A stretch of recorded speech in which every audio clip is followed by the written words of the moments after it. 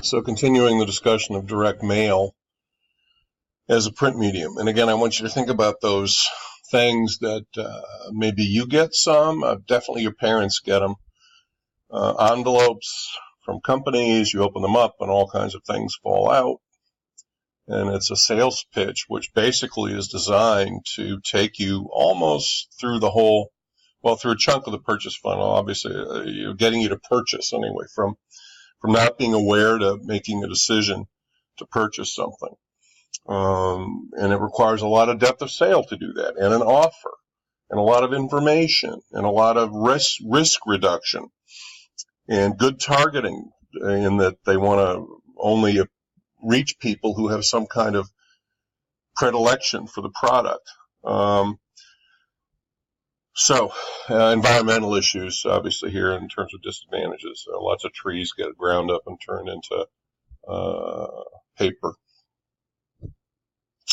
Some different kinds of designs for direct mail are here. We're going to talk about each one of them briefly. Self-mailer doesn't have an envelope. It's like a postcard. You just put a stamp on it and send it. Obviously, not a lot of depth of sale there. Catalogs are a very vital and productive format, and they still are. Even if classic direct mail pieces are not sent out quite as much as they used to be, there's still a lot of companies sending out catalogs. 800 Flowers sends out catalogs. LL Bean, on and on and on.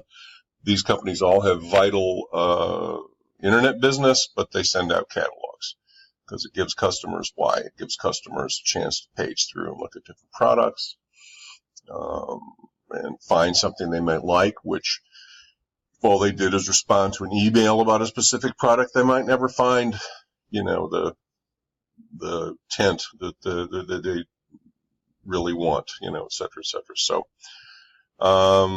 catalogs use databases. They target specialized product lines to the most likely interested market segments. And catalogs are, of course, also used in B2B. This is a catalog I got, this is a couple of years ago, from a company that I do a lot of business with. A number of you have probably heard of them. It's called Cabela's. It's an outdoor products company. This was the catalog they sent out. This was the front page of it. This was the second page. You turned and opened it up, and they're letting you know that you've got 3 ways to shop: catalog, website, or stores. I don't know how many of you have been to a Cabela store, but they've tried to make them kind of an experience with big tanks of fish and also some strange kind of stuffed animals and things like that. But anyway, but they put an offer here, right? Free shipping. And a few years ago when this came out, not every company was offering free shipping, and in this case they did, at least to the store. And this was the index that got you in there. And I think the key thing here is that they're showing some new products. And this is an example of what you can do, with a catalog. They tell you the page. You're going to go there. You're going to start to poke around in the catalog, and the hope is that you're going to really look at it. You're going to page through it like that avid magazine reader who reads from front cover to back cover. And you're going to find things that you didn't know you need that, oh my gosh, you really need, particularly if they give you some kind of deal on them. This is the back cover. And here you see it's addressed to me. You've got some numbers associated with it there. You see that 1302, et cetera, et cetera. This is probably my customer number with Cabela's. Oh, there it actually, excuse me, there it is right there. There's a customer number. 51619388810. So remember we talked in databases how every customer has a unique number. I only get one catalog from Cabela's. They don't do any duplication. They find me. This was something they put inside the catalog. So again, a lot of companies try to do some tip-ins, they're called, some printed items, coupons or whatever that sort of are loosely inserted in the catalog in the printing process, so that when you open it, you turn to these automatically because they kind of hold the pages open or they fall out. And in this case, it's a kind of fun little pledge. It's not an offer necessarily. It's saying that let's disconnect all our devices so that little Frankie could go out and spend the day fishing off the old dock. Okay, very effective kind of print media catalogs.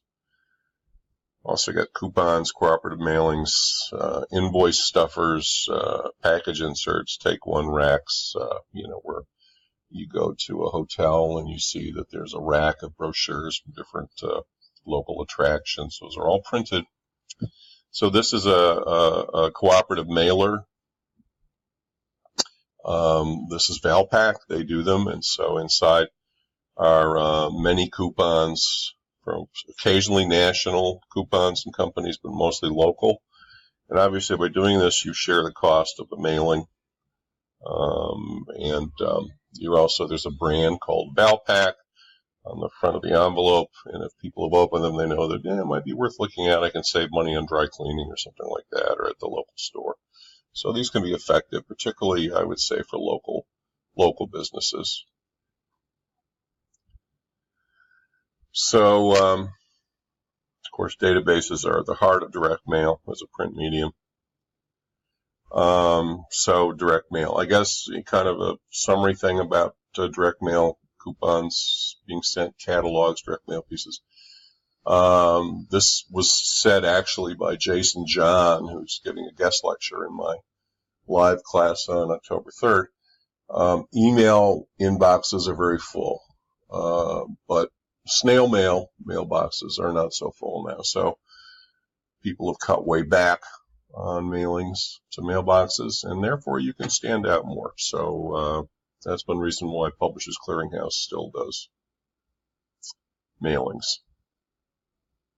So this is some information I took from the MPA, the Magazine Publishers Association. That is I think it's MPA, M as in Mary, PA.org. It's the address. It's the magazine's trade association. This is just some information they had on their website a couple of years ago. I haven't changed it. So obviously what you're seeing here is data that support that magazines aren't dying. They're fighting as hard as they can, but at the same time they are seeing lots of decreases in readership and advertising dollars. And there it is. Oh, it's magazine.org. It's not MPA.org, it's magazine.org. Interesting information, nevertheless. Trade associations are there to represent a particular industry to its clients. It's also there to handle legislative issues and research issues. It's a way for people in a certain business to band together and be more effective together than individually. And when we talk about magazines, there's a lot of segmentation, demographically, but even more so, by hobby, by interest, by there's just so many magazines, lots of magazines, very small circulation magazines even. General mass magazines are like Time Magazine, which just got purchased, by the way, by the fellow who runs a company called Salesforce.com. Reed something, R-E-I-D, just bought Time Magazine from Meredith, which had bought it from Time Inc. And this guy, Reed, and I apologize, I forgot his last name, bought Time Magazine, I think, for $300 and something million. So, and when you look at the valuation of different media companies, $300 million in this world of Facebook and other companies with billions and billions of dollar valuations, it isn't very much money. Anyway, those are the type general mass, women's service. Those are the magazines that give you, fashion tips and beauty tips and recipe tips. The Meredith Company. We'll talk more about companies in a bit. own a lot of them. They've really tended to even buy those they don't own. Shelter magazines are about real estate and decorating, advertising, or excuse me, Architectural Digest would be an example of a shelter magazine. Special interest, now that's lots of magazines. That's, surfing magazines, that's yachting magazines, that's skiing magazines. That's very, very narrowly defined audiences. And then there are, of course, business magazines. Here are some special interest magazines. National Geo for kids, and then you've got Inspirations, which is gardening. With magazines, as we said before, the position of your ad in the publication is key. These are some of the things you want to look for when you, as VP marketing or VP advertising for a fashion company or whatever, are looking to do magazine advertising. You're going to want to be opposite relevant editorial, if possible. Back cover is always good. Front of the magazine is good. Of course, with magazines, you can also do sampling. There's fragrance smell sampling, which is pretty cool. Generally not a strong DR medium, just because of the fact that the ads are avoidable. And but then again, you do have depth of sale. You can do coupons, pop-ups, and inserts. Overall, I think that we would say it's better for branding than DR. And by the way, the circulation of the magazines are tracked, is tracked. Circulation is tracked by a standalone industry group called the ABC, the Audited Bureau of Circulation. Some of the advantages of magazines: you can align yourself with specific content. In fact, you can even do what used to be called advertorial, which is when an editor or a writer at the magazine writes content for your product, or kind of placing about your product that almost looks like it's magazine editorial, even though it isn't. It's really about your product. That's called an advertorial in a magazine, and on a website it's called native advertising. You can reach large audiences or very specific audiences. You get very good color reproduction. Long life, it sticks around for a while. You can get many readers per copy. You can do pay-per-order deals sometimes with magazines. Good depth of sale is possible. It says here good for direct. It's good for direct because of the depth of sale, but I would say if you really, it's vital that you get a certain number of responses by a certain date to meet some goals for Wall Street or for investors, I would not be putting my money in a magazine. Disadvantages is you have less space than you do with direct mail for your depth of sale. Closing dates are often a month or two in advance.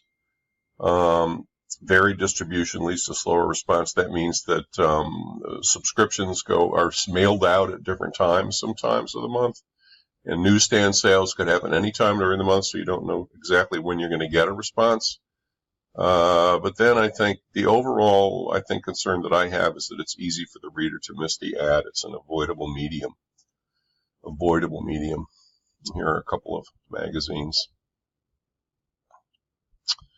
Here's an ad in the New Yorker. Ads in the New Yorker, I always get a kick out of these. Of course, the New Yorker, for those of you who see it, targets kind of literary, upscale adults, probably older and older adults, urban. And you see a lot of interesting little products here that can be effective with these little ads. It's kind of fun. There's a close-up of this one. Mercer and Sons. And they're selling shirts. We'll talk a little bit more about magazines in the next lecture and the different companies who are in the business, etc. But that's kind of an initial, at least, overview of them. Newspaper obviously is great for news. They come out every day. Retailers are traditionally very strong advertisers in newspapers. Everybody reads it the same day. And they have fast turnaround. You can send something in and then it'll be in the newspaper the next day. So 1 day turnaround. Market segmentation, well, they tend to sort of blanket a city. You do now have more digital editions, although there's, for instance, I read the New York Times online. I don't get the print edition anymore. I kind of miss the print edition, though. So I think that is going to be the end of our 15 minutes of fame here, and we'll stop, and I'll continue in a second.